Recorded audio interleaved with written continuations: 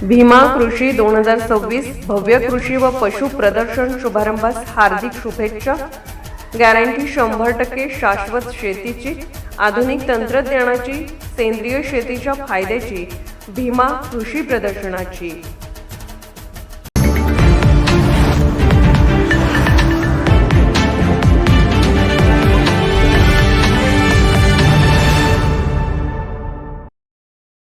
Merryweather मैदानावर भरवण्यात आलेल्या भीमा कृषी प्रदर्शनाच्या आजच्या तिसऱ्या दिवशी कृषी प्रदर्शन पाहण्यासाठी लहान मुलांसह आबालवृद्धांनी आणि शेतकऱ्यांनी तोबा गर्दी केली होती।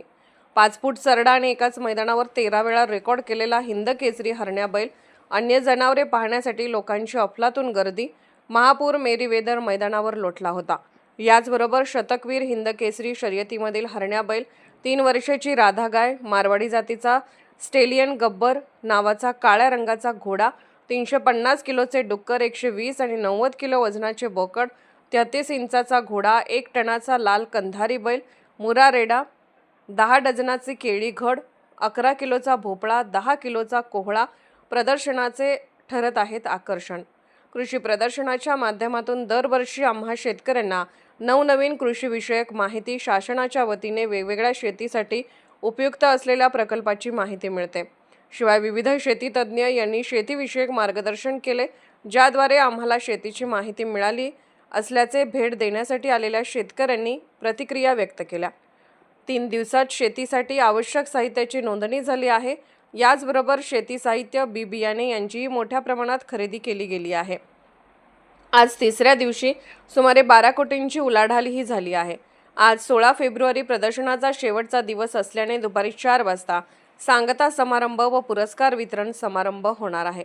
आज कृषी प्रदर्शनाच्या शेवटच्या दिवशी प्रदर्शन पाहण्यासाठी कोल्हापूर तसेच आजूबाजूच्या जिल्ह्यातील शेतकऱ्यांनी यावे असे आवाहन खासदार धनंजय महाडिक यांनी केले आहे। आज प्रदर्शनस्थळी खासदार Dhananjay Mahadik, youth icon Krishnaraj Mahadik, C channel बीचे व्यवस्थापकीय संचालक पृथ्वीराज महाडिक, भीमा कारखान्याचे चेअरमन विश्वराज महाडिक, भागीरथी महिला संस्थेच्या अध्यक्ष सौ अरुंधती महाडिक, माजी खासदार अण्णासाहेब जोल्ले यांनी भेट दिली। आजही शेतकऱ्यांना भागीरथी महिला संस्थेच्या वतीने 5000 शेतकऱ्यांना मोफत झुणका भाकरीचे वाटप करण्यात आले। आज 15 रोजी नृत्य मल्हार हा कार्यक्रम झाला, तर 16 फेब्रुवारी रोजी खेळ पैठणीचा हा कार्यक्रम होणार आहे। कोल्हापूरहून दर्पण न्यूजसाठी अनिल पाटील। निर्भीड बेधडक बातमीसाठी दर्पण न्यूज चॅनलला लाईक करा, शेअर करा, सबस्क्राइब करा। मुख्य संपादक अभिजित रांजणे, दर्पण न्यूज।